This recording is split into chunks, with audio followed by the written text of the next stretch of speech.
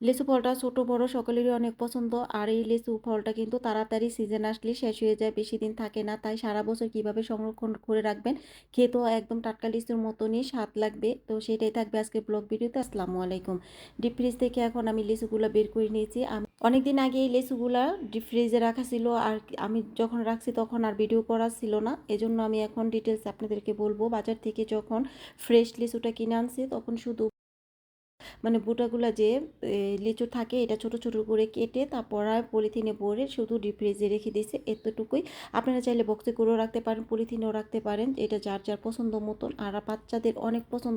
এভাবে ডিপ ফ্রিজে রেখে আপনারা বাচ্চারে প্রতিদিন 2টা 3টা করে তো বের করে দিতে পারেন, বাচ্চারা খাবে। যার যতটুকু বাচ্চারা পছন্দ করে 3 4টা 5টা এরকম করে বের করে প্রতিদিন আপনারা বাচ্চাদেরকে খেতে দিতে পারেন। এত আমি আপনাদেরকে দেখাবো যে এই লিচুটা এখন আমি বের করে রাখছি, বরফটা গলার পর ঠান্ডা যখন কমে যাবে তখন আমি দেখাবো যে ভিতরটা কতটুকু টাটকা। আর খেতে তো কি বলবো, অসাধারণ মজা।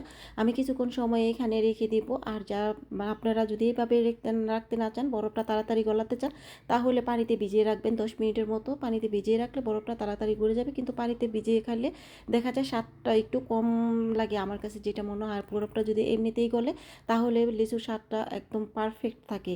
আমি দুইভাবেই খাইছি। তো এখন আমি একটা লিচু আপনাদেরকে ছিলে দেখাচ্ছি যে ভিতরটা কতটা সুন্দর, একদম টাটকা লিচুর মতো। ভিতরটা কোনো নষ্ট হয়নি, কোনো রকম লাগে না, এতটাই মজা লাগছে আমার কাছে লিচুটা। আমার কাছে যদি ভালো না লাগতো তাহলে আমি কখনো ভিডিও করতাম না। অনেক ভালো লাগে। এইভাবে আপনারা ডিপ ফ্রিজে সারা বছর সংরক্ষণ করতে পারেন। আমরা সবাই এখন এইখান থেকে আমার বাস দিয়ে আমরা সবাই এখন লিচু খেয়ে নিচ্ছি। আর সবাই অনেক ভালো বলছে যে না, একদম টাটকা লিচুর মতনই আছে। তো আপনারা এইভাবে রাখতে পারেন, সারা বছরই লিচু খেতে পারবেন এভাবে ডিপ ফ্রিজে রেখে। বাচ্চাদের তো মানে কি বলবো, বললামই তো কয়েকবার যে বাচ্চাদের খুবই পছন্দ লিচু, যেহেতু আমার বাসায় সবার পছন্দ, সবার বাচ্চারই লিচু ফলটা পছন্দ করে। তো সবশেষে আমরা